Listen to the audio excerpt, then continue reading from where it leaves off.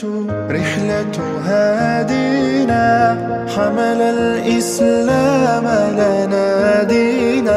الهجرة رحلة هادينا حمل الإسلام لنا دينا. فسلام الله على الهادي والكون يردد آمينا.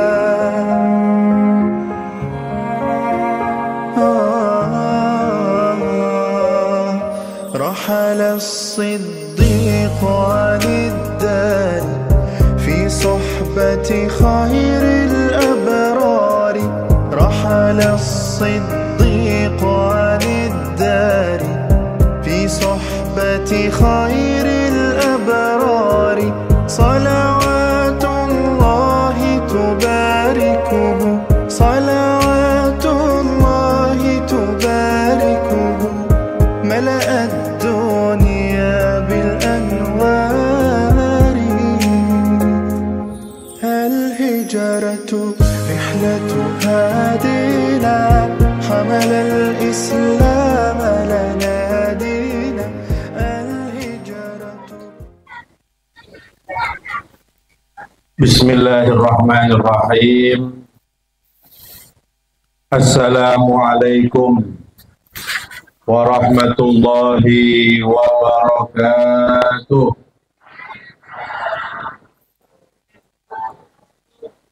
Nahmadullah hamda syakirin wa nu'minu biha imana muqinin wa nuqirru biwahdaniyatihi iqrara sadiqin wa nashhadu an la ilaha illallah Rabbul alamin wa mukalliful jinni wal inis wal malaikatil muqarrabin.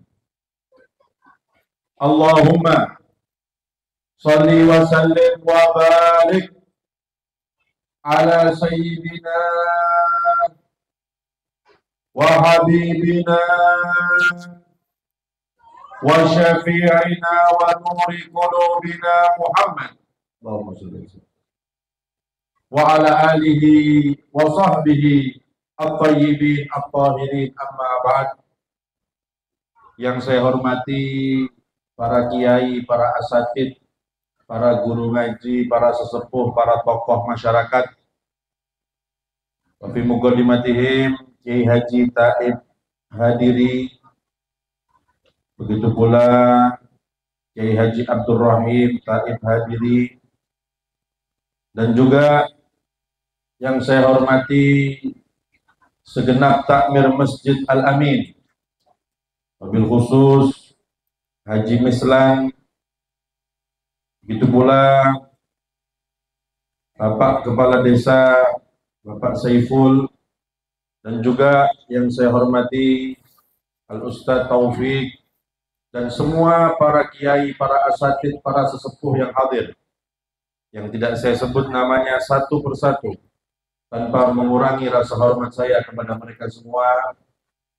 Kita doakan mudah-mudahan kiai kita, guru-guru kita, mereka semua dipanjangkan usianya oleh Allah Subhanahu wa taala dalam keadaan sehat wal afiyah fi taatillah. Amin Allahumma amin ya rabbal alamin. Begitu pula semua para hadirin hadirat rahimakumullah.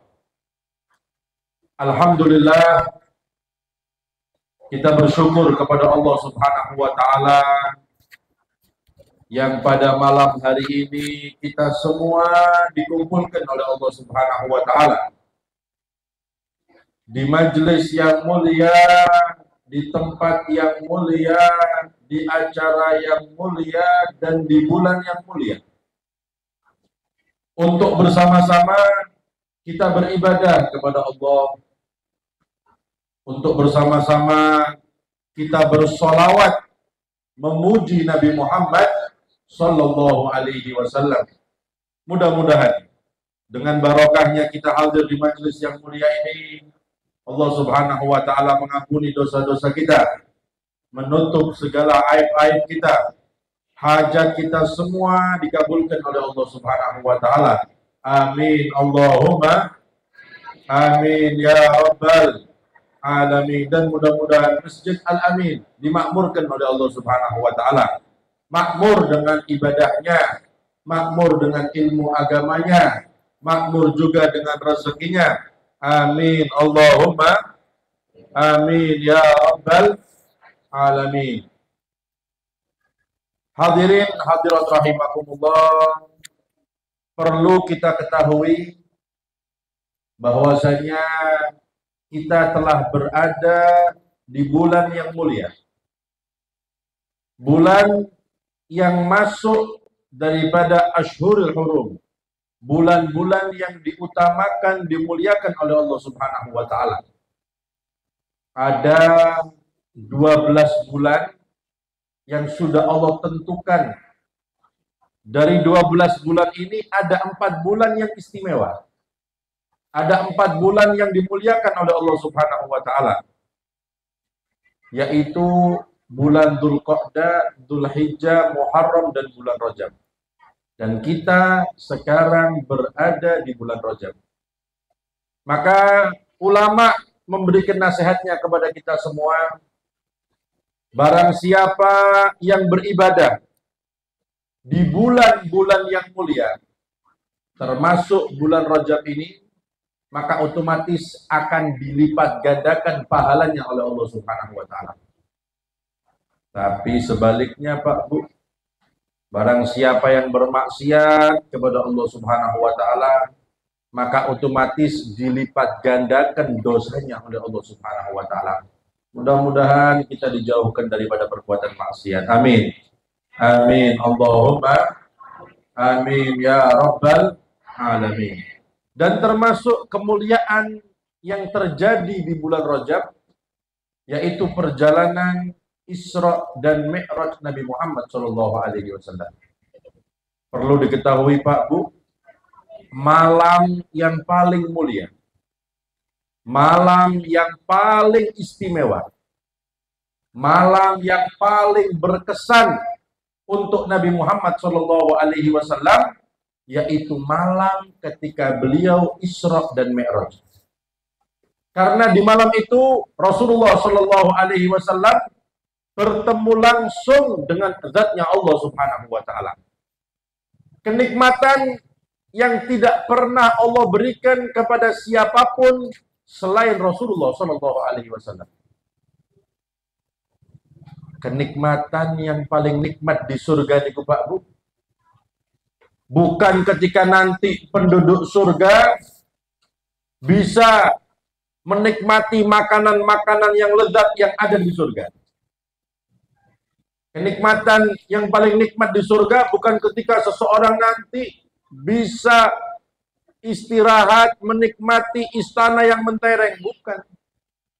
Atau mungkin menaiki kendaraan yang mewah di surga, bukan. Akan tetapi kenikmatan yang paling nikmat yang Allah berikan kepada para penduduk surga nanti, ketika mereka dapat memandang zatnya Allah Subhanahu wa ta'ala. Itu kenikmatan yang paling nikmat. Oleh karena itu Allah Subhanahu wa ta'ala berfirman dalam Al-Quran, lilladzina ahsanul husna wa ziyadah. Artinya bagi orang-orang yang beramal soleh, orang-orang yang berbuat taat kepada Allah Subhanahu wa ta'ala, sholatnya dijaga, amal solehnya diperbanyak, maksiat dijauhi, maka apa balasan Allah Subhanahu wa ta'ala? Al-husna. Akan diberikan al-husna oleh Allah Subhanahu wa ta'ala. Ulama tafsir mengatakan yang dimaksud al-husna yaitu al-jannah. Berarti orang yang mengisi waktunya untuk taat kepada Allah, beribadah kepada Allah, menjauhi maksiat, maka nanti akan dimasukkan ke dalam surganya Allah Subhanahu wa ta'ala. Kemudian Allah mengatakan waziyada, dan ada yang lebih daripada kenikmatan surga. Apa yang lebih daripada kenikmatan surga? Ulama tafsir mengatakan yaitu an-nadhar ila wajhillah, dapat memandang zatnya Allah Subhanahu wa ta'ala. Berarti memandang zatnya Allah nanti di surga itu adalah kenikmatan yang melebihi kenikmatan surga. Mudah-mudahan kita ditakdirkan menjadi hamba yang dapat memandang zatnya Allah di surga. Amin. Amin. Allahumma amin ya rabbal alamin. Kita bisa bayangkan, Mbak Bu, kenikmatan yang paling nikmat nanti yang akan Allah berikan kepada para penduduk surga, itu sudah Allah berikan kepada Nabi Muhammad SAW ketika beliau masih di dunia. Bayangkan, Nabi masih hidup, sudah diberikan oleh Allah kenikmatan yang akan Allah berikan kepada para penduduk surga nanti di akhirat. Ini menunjukkan kemuliaan, keistimewaan, kehebatan, keagungan Nabi Muhammad Sallallahu Alaihi Wasallam. Sallu ala Nabi Muhammad. Oleh karena itu Pak Bu, malam yang paling istimewa, malam yang paling agung, malam yang paling mulia untuk Rasulullah Sallallahu Alaihi Wasallam, yaitu ketika beliau Isra dan Mi'raj. Ketika itu Rasulullah Sallallahu Alaihi Wasallam memandang langsung zatnya Allah Subhanahu wa Ta'ala. Kemudian hadirin hadirat rahimakumullah,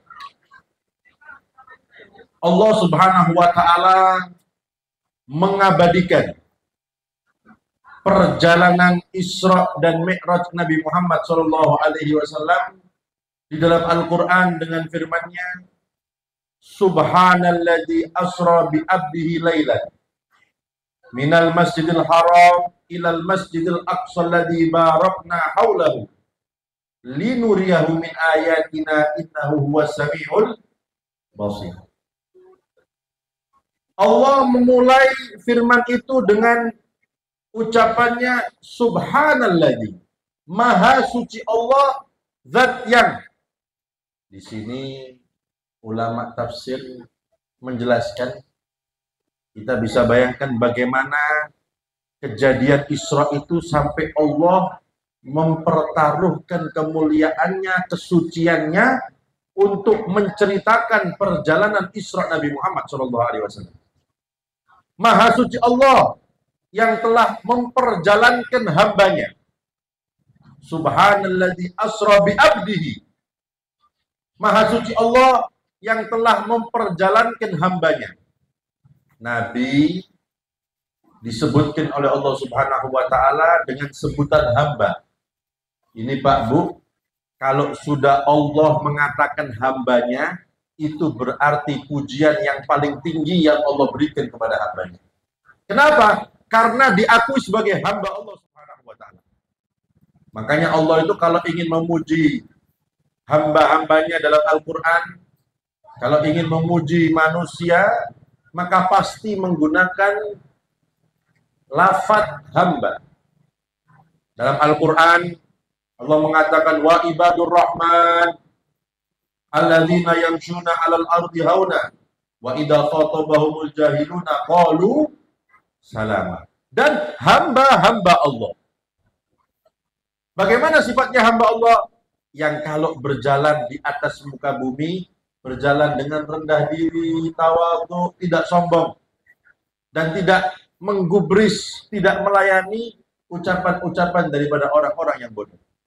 Allah kalau memuji hambanya itu menggunakan lafaz hamba.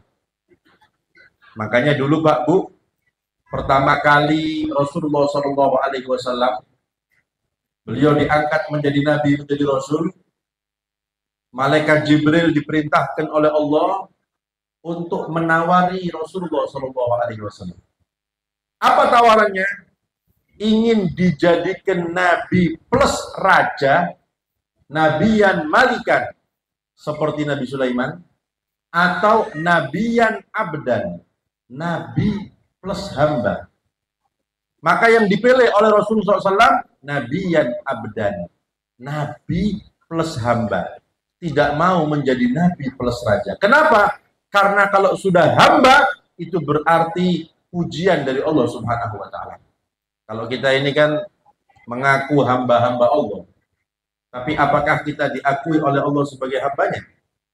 Mudah-mudahan kita semua diakui sebagai hamba-hamba Allah. Amin. Amin. Allahumma amin ya rabbal alamin. Kemudian Allah menjelaskan perjalanan Isra itu bi abdihi lailan. Allah Subhanahu wa taala memperjalankan hambanya. Di sini ulama tafsir mengatakan, Pak Bu, cukup daripada lafaz dalam Al-Qur'an ini kita bisa mengetahui bahwasanya Rasulullah Shallallahu alaihi wasallam beliau itu Isra dan Mi'raj nanti menggunakan ruh dan jasadnya. Kenapa? Allah mengatakan bi abdihi. Maha suci Allah yang memperjalankan hambanya. Lafaz hamba itu ya manusia, ruh dan jasadnya. Seandainya Nabi itu Isra dan Mi'raj cuma menggunakan rohnya saja atau lewat mimpi, maka pasti bunyi ayatnya subhanalladzi asra bi ruhi abdihi. Seperti itu nanti. Maha suci Allah yang memperjalankan dengan ruh hambanya. Tapi boten, ternyata Allah mengatakan bi abdihi, dengan hambanya.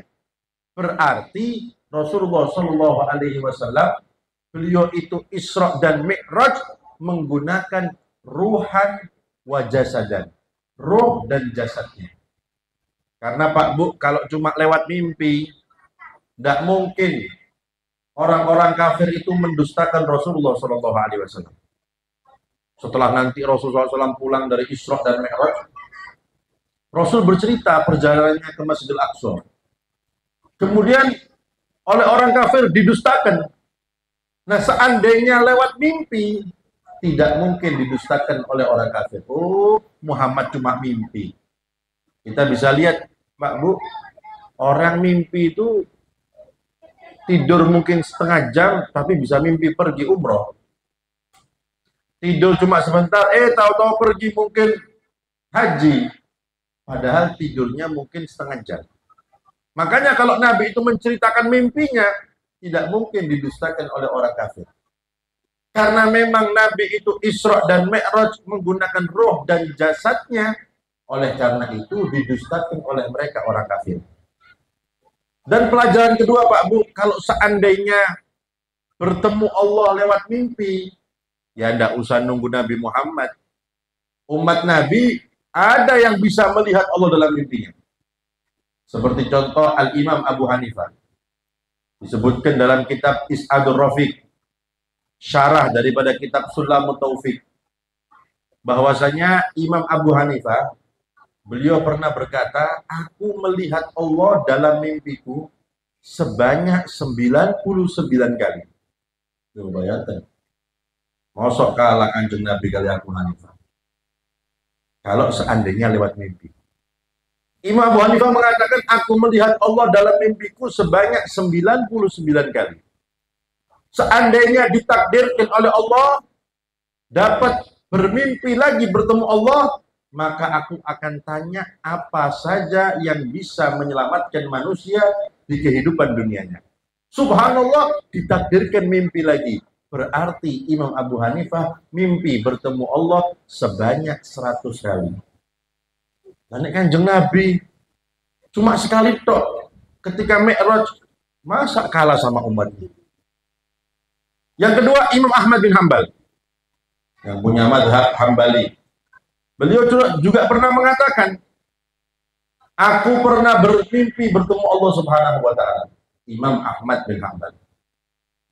Di situ aku bertanya, ya Allah, dengan apa orang-orang yang dekat kepadamu mendekatkan dirinya kepadamu? Itu pertanyaan Imam Ahmad bin Hanbal kepada Allah dalam mimpinya. Maka apa jawaban Allah Subhanahu wa taala? Bitilawati kalami, dengan banyak membaca Al-Qur'an. Jadi orang kalau kepingin dekat kepada Allah, maka caranya harus banyak-banyak baca Al-Qur'an.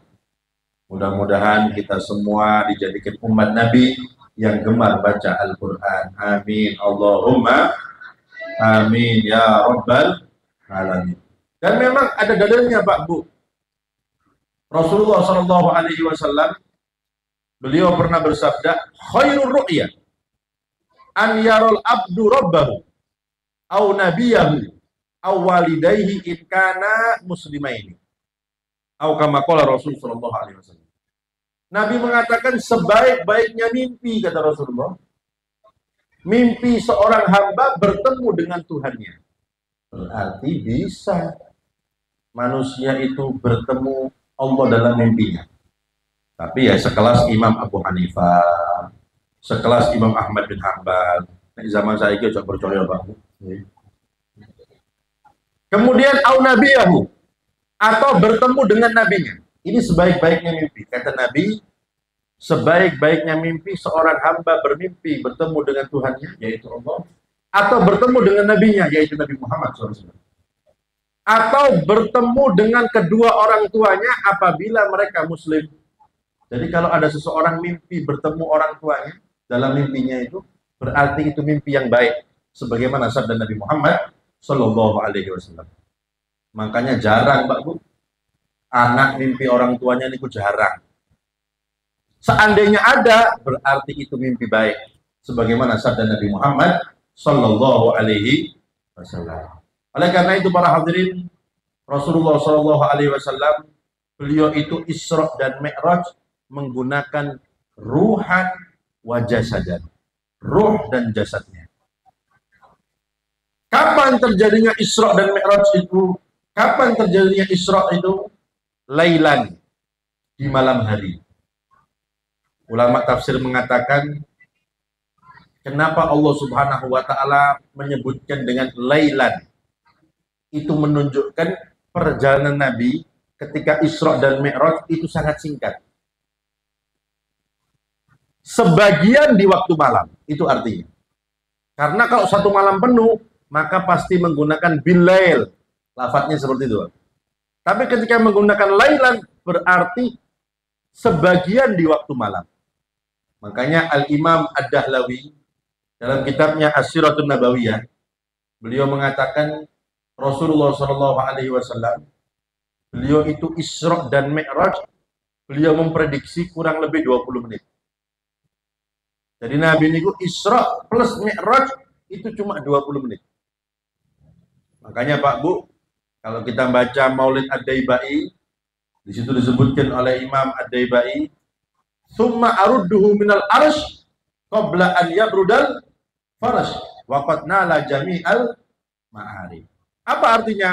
Dan Nabi Muhammad SAW itu dikembalikan dari arsy-Nya Allah, sedangkan tempat tidurnya masih hangat, belum dingin. Kita itu kalau habis tidur, bangun dari tidur, kita pegang kasur kita, hangat apa mboten? Hangat ya. Nah, Rasulullah SAW itu dikembalikan dari Mi'raj, sedangkan tempat tidurnya masih hangat, belum dingin. Ini menunjukkan perjalanan Isra dan Mi'raj itu sangat singkat. Kemudian dari mana perjalanan Isra dan Mi'raj? Dijelaskan oleh Allah, minal masjidil haram ilal masjidil aqsa. Dari Masjidil Haram menuju Masjidil Aqsa, alladzi barakna haulahu, yang kami berkahi sekelilingnya. Ini juga dalilnya barokah, Pak Bu. Barokah itu ada juga di tempat, sebagaimana Masjidil Aqsa. Sekelilingnya aja barokah, apalagi dalamnya. Allah memberikan keberkahan kepada sekeliling Masjidil Aqsa, apalagi yang dalam atau yang di dalam Masjidil Aqsa. Keberkahannya lebih banyak. Oleh karena itu mudah-mudahan Allah menyelamatkan, memberi kemenangan saudara-saudara kita di Palestina. Amin. Amin. Allahumma amin ya rabbal alamin. Kemudian hadirin hadirat rahimakumullah, di dalam perjalanan Nabi dari Masjidil Haram menuju Masjidil Aqsa, itu oleh Allah dipertontonkan kejadian-kejadian Nabi Muhammad SAW. Dikawal oleh malaikat Jibril, malaikat Mikail, dan satu lagi malaikat, ulama tidak menyebutkan namanya. Ini pengawalnya Rasulullah SAW, fatwa Kanjeng Nabi Muhammad SAW ketika beliau Isra dan Mi'raj. Ulama mengatakan ini menunjukkan kemuliaan Rasulullah SAW. Bayangkan malaikat yang paling mulia Pak Bu, malaikat Jibril, ketika perjalanan Isra Mi'raj menjadi patwalnya Rasulullah SAW atas perintah Allah Subhanahu wa taala. Kalau sudah patwalnya itu tingkatan yang paling tinggi, berarti yang dikawal lebih hebat lagi. Kalau yang datang itu bupati, biasanya dikawal Kapolres. Kalau gubernur, Kapolda. Itu sesuai tingkatannya. Kalau yang datang presiden, oh datang kabeh Pak Bu. TNI, Polri, Pas Pampres kabeh kabeh. Nah, setiap orang yang mengawal itu menunjukkan kemuliaan yang dikawal. Nah, ini malaikat yang paling mulia diperintahkan untuk menjadi patwalnya Rasulullah SAW. Berarti yang dikawal lebih hebat, lebih mulia, yaitu Nabi Muhammad Sallallahu Alaihi Wasallam. Sallu ala Nabi Muhammad. Nah, ketika beliau berjalan dari Masjidil Haram menuju Masjidil Aqsa, itu oleh Allah dipertontonkan kejadian-kejadian. Sebagian kejadian menyenangkan hati Nabi. Sebagian lagi membuat hati Nabi sedih. Ada berapa kejadian? 20 kejadian. Tapi yang kita kaji satu saja Pak. Ketika Rasulullah SAW itu lewat, berjalan dari Masjidil Haram menuju Masjidil Aqsa, Rasulullah SAW diperlihatkan ada sekelompok manusia yang memecahkan kepalanya dengan batu. Kemudian dikembalikan lagi oleh Allah. Dipecahkan lagi. Dikembalikan lagi, dipecahkan lagi, terus seperti itu. Nah, ketika melihat itu, Rasulullah tanya kepada pengawalnya, Malaikat Jibril. Man haula ya Jibril? Siapa mereka itu, wahai Jibril? Maka dijawab oleh Malaikat Jibril, hum ummatuk. Mereka itu adalah gambaran umatmu, alladzina tatathaqalu ru'usuhum 'anis shalat. Umatmu sing males sembahyang. Kita bayangkan Pak Bu, orang itu yang males sholat, itu nanti kalau dia meninggal dunia akan memecahkan kepalanya, sudah pecah, dikembalikan lagi. Dipecahkan lagi, dikembalikan lagi. Terus seperti itu. Itu gambaran umat Nabi yang males melaksanakan ibadah sholat. Oleh karena itu Pak Bu, ya saya pesen lagi kali Pak Mudin. Mudin Bu saya. Wonten teng mriki wonten sing sedo ada yang meninggal dunia. Males sholat, gak pernah ketok ke masjid, gak pernah kelihatan di masjid. Kalau mati siap no kafan plus helm Pak. Ben aman dah sih. Oh gak tau ketok di masjid ini. Gak pernah kelihatan di masjid, kafan plus helm.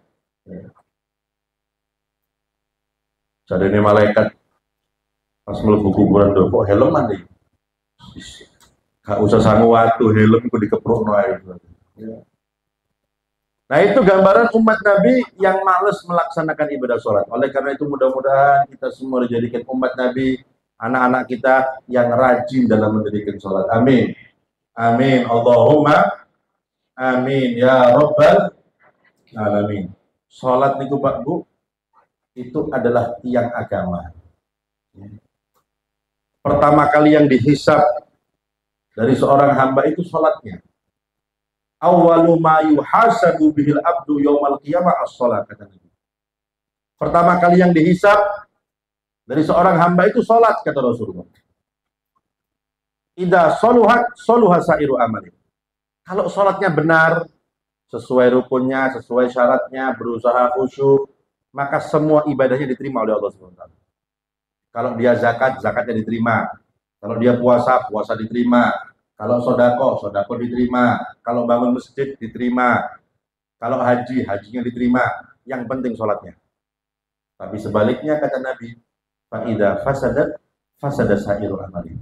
Kalau sholatnya berantakan, maka semua ibadahnya ditolak oleh Allah Subhanahu wa taala. Meskipun haji setiap tahun, umroh setiap bulan, bangun masjid di mana-mana, kalau tidak sholat nggak diterima semua oleh Allah Subhanahu wa taala. Kenapa? Karena yang pertama kali dihisab itu adalah sholat. Oleh karena itu para hadirin, hadirat rahimakumullah, ulama mengatakan ma summiyatis sholatu sholatan illa li'annaha silah bainal abad wa rabbih. Tidak disebut sholat itu sholat kecuali sebagai penghubung antara seorang hamba dengan Tuhannya. Sholat itu penghubung seorang hamba dengan Tuhannya. Fa idza qata'a shalah in qata'atil kasilah, kata ulama. Kalau sudah hamba itu memutus sholatnya, tidak sholat, berarti dia memutus hubungan dengan Tuhannya. Itu kata ulama. Oleh karena itu, orang yang selalu rajin dalam sholat, maka akan selalu mempererat hubungannya dengan Allah Subhanahu wa Ta'ala. Nabi itu contohnya, para hadirin. Nabi itu, beliau mengatakan, waju'ilat qurratu aini fis shalah. Dan dijadikan hiburanku, kata Nabi, di dalam sholat. Nabi itu kalau sholat terhibur. Kenapa? Karena berhubungan dengan Allah Subhanahu wa Ta'ala. Makanya sholatnya Nabi banyak. Tahajud nggak pernah ditinggal. Ibadah sunnahnya banyak. Bahkan Nabi kalau memerintahkan sahabat Bilal itu azan, bukan Bilal berangkat azan, bukan. Apa yang Rasul katakan kepada sahabat Bilal? Arihna ya Bilal. Wahai Bilal, hibur kami wahai Bilal. Nabi kalau nyuruh sahabat Bilal azan, arihna ya Bilal.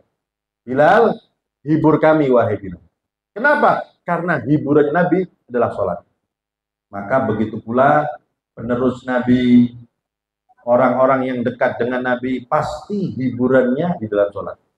Makanya para aulia, Pak Bu, itu sholatnya ada yang satu malam 100 rakaat, ada lagi yang 500 rakaat. Syekh Abdul Qadir Jalani dalam satu keterangan, satu malam 500 rakaat.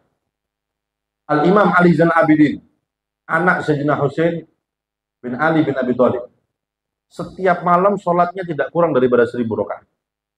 Coba bayangkan. Kita sholat 100 rakaat tidak pernah. 20 rakaat paling ngenteni Ramadan. Itu pun oleh imam yang paling cepat biasanya. Nah, tanda orang yang dekat kepada Allah, maka dia akan memperbanyak ibadah sholatnya. Mudah-mudahan kita termasuk hamba-hamba Allah yang gemar dalam sholat. Amin. Amin. Allahumma amin ya rabbal alamin. Bahkan dulu ketika banyak orang-orang masuk Islam di zaman Nabi Muhammad SAW, Rasul mengatakan kepada para sahabatnya yang mulia, al-ahdu bainana wa bainahum as-shalah. Wahai sahabat, katakan kepada mereka yang baru masuk Islam itu, perjanjian kita dengan mereka adalah sholat. Faman tarakaha faqad kafar. Barang siapa yang meninggalkan sholat di antara mereka, berarti dia telah kafir. Itu yang dikatakan Rasulullah Shallallahu Alaihi Wasallam. Oleh karena itu, saya teringat ada ucapan seorang ulama. Beliau mengatakan, lebih baik di rumah kita itu ada anjing daripada ada orang yang nggak sholat di rumah kita. Kenapa? Dijelaskan oleh ulama ini. Kalau di rumah kita ada anjing, di rumah seseorang itu ada anjing, maka malaikat rahmat tidak masuk karena ada anjing. Masih larang, Pak. Malaikat rahmat tidak masuk, malaikat rahmat. Tapi nek Israel gak ngurus, Pak. Malaikat yang pencabut nyawa masih asune anjingnya orang 10 tetap mlebu. Niki malaikat rahmat tidak masuk di rumah yang ada anjingnya. Tapi kalau di rumah ada orang yang tidak sholat, bukan rahmat Allah tidak masuk, melainkan laknat Allah yang masuk ke situ. Oleh karena itu, kita jaga keluarga kita, istri kita, anak-anak kita, kita ingatkan mereka untuk selalu ibadah sholatnya dijaga. Maka kapan sholat kita dijaga, berusaha khusyuk dalam sholat, otomatis para hadirin, maka semua urusan kita akan dilancarkan oleh Allah Subhanahu wa Ta'ala. Sholat itu barometer untuk kehidupan kita. Sholat itu barometer, Pak. Manusia kepingin hidupnya tenang, maka kalau sholat yang tenang. Orang yang sholatnya gesusu, itu nanti dia akan selalu gesusu, atau tidak tenang dalam menyelesaikan masalah. Tapi kalau sholatnya tenang, maka semuanya itu tenang dan dilancarkan oleh Allah Subhanahu wa Ta'ala. Makanya sholat itu barometer para hadirin. Oleh karena itu, perjalanan Isra dan Mi'raj Nabi itu mengingatkan kita atas pentingnya ibadah sholat dalam agama kita, yaitu agama Islam. Oleh Rasulullah SAW ketika Mi'raj itu adalah sholat. Nabi ketika pulang dari Mi'raj membawa perintah sholat dari Allah Subhanahu wa Ta'ala. Berarti sholat itu adalah oleh-olehnya Rasulullah Sallallahu Alaihi Wasallam. Oleh karena itu para hadirin hadirat rahimakumullah, kita minta kepada Allah Subhanahu wa Ta'ala mudah-mudahan dengan barokahnya kita bersama-sama bersolawat kepada Nabi, beribadah kepada Allah Subhanahu wa Ta'ala, mengagungkan perjalanan Isra dan Mi'raj Nabi, tidak bangun dari majelis ini kecuali kejelekan-kejelekan kita semua diganti dengan kebaikan oleh Allah Subhanahu wa Ta'ala. Yang sakit di antara kita disembuhkan oleh Allah Subhanahu wa Ta'ala. Yang susah digampangkan oleh Allah Subhanahu wa Ta'ala. Anak-anak kita semua dijadikan anak-anak yang soleh dan soleha. Anak-anak yang berjalan di jalan Nabi Muhammad. Anak-anak yang bisa kita banggakan di hadapan Nabi Muhammad Sallallahu Alaihi Wasallam. Dan mudah-mudahan desa kita ini dimakmurkan oleh Allah Subhanahu wa Ta'ala. Makmur dengan ilmu agamanya, makmur dengan Al-Qur'annya, makmur juga dengan rezekinya. Amin Allahumma amin ya rabbal alamin. Dan mudah-mudahan kelak di akhirat kita semua mendapatkan syafaat Nabi Muhammad Sallallahu Alaihi Wasallam. Kita dapat minum telaga dari tangan Nabi Muhammad Sallallahu Alaihi Wasallam.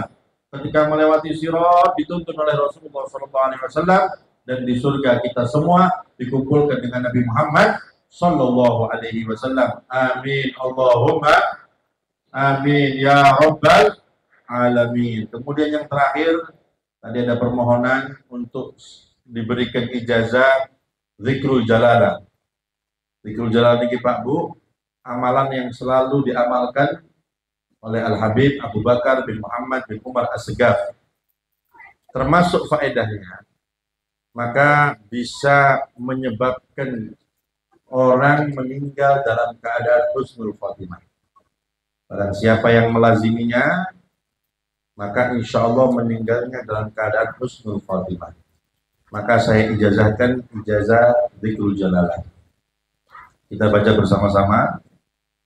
La ilaha illallah al-mawjud fi kulli zaman.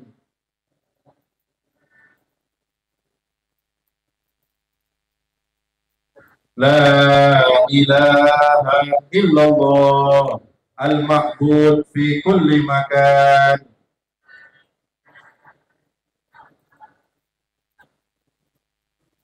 La ilaha illallah al-madhkur bi kulli lisan.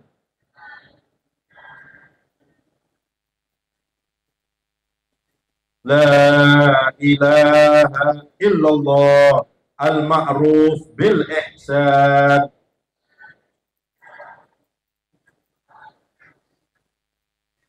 La ilaha illallah kulla yawmin huwa fi syan.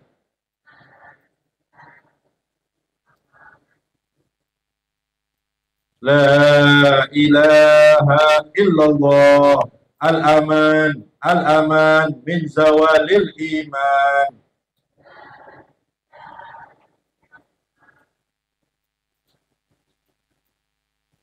Wa min fitnati syaitan. Ya qadimal ihsan, kam laka alaina min ihsan. Ihsanukal qadim ya Hannan ya Mannan. Ya Rahim ya Rahman. Ya Ghafur ya Ghaffar. Ighfir lana warhamna wa anta khairur rahimin. Wa sallallahu ala sayyidina Muhammadin wa ala alihi wa sahbihi wa sallam. Al-Fatihah liman awsalna wa sallallahu bidu'a wa liman awhaqun alina wa lana wa lakum ya hadirin. أن يتقبل دعاء ويؤجل بالإجابة ويبلغنا وإياكم حج بيت الحرام وزيارة قبر النبي أفضل الصلاة والسلام وأن يعيدها علينا وعليكم سنين بعد سنين وعوام بعد أعوام على ما يحب ربنا ويرضى ذو الجلال والإكرام وعلى نيتي أن الله ينور قلوبنا وقوالبنا مع الهدى والتقى والعفاف والغنى والموت الإسلام بلا مهنة بحق سيدنا وبحق ربنا آتنا في الدنيا حسنة وفي الآخرة حسنة وقنا عذاب النار وصلى الله على سيدنا محمد وعلى آله وصحبه وسلم والحمد لله رب العالمين وإلى حضرة النبي صلى الله عليه وسلم الفاتحة.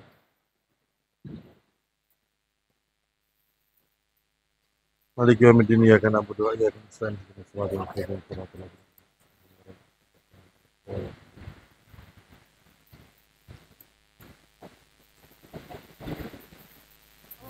على الهادي والكون يردد آمينا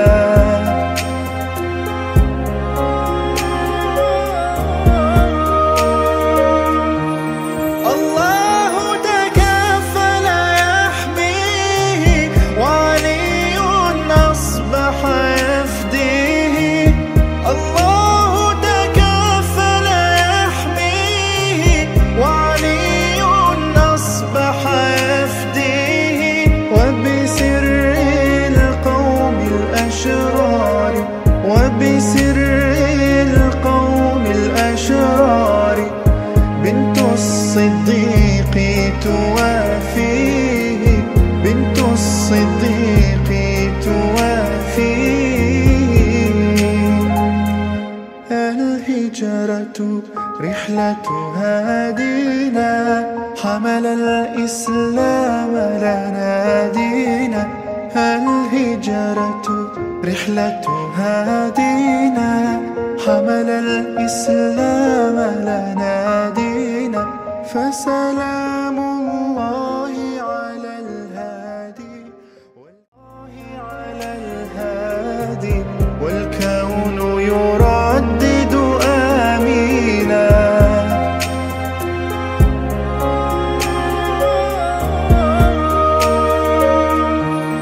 الله تكفل يحميه وعلي أصبح يفديه الله تكفل يحميه وعلي أصبح يفديه وبسر القوم الأشرار وبسر القوم الأشرار بنت الصديق توافيه بنت الصديق توافيه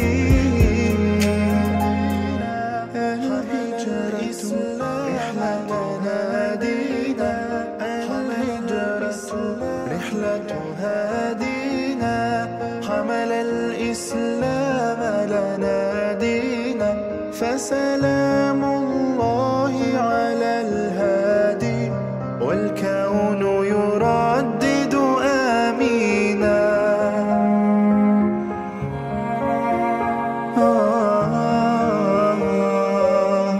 رحل الصديق عن الدار في صحبة خير الأبرار رحل الصديق عن الدار في صحبة خير الأبرار صلوات الله تباركه صلوات الله تباركه ملأ الدنيا بالأنوار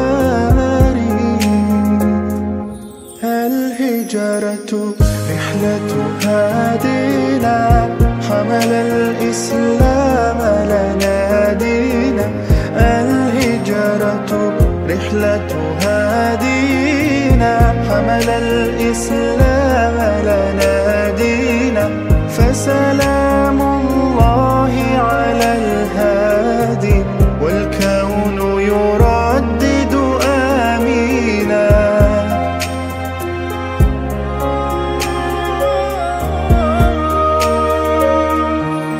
الله تكفل يحميه وعلي أصبح يفديه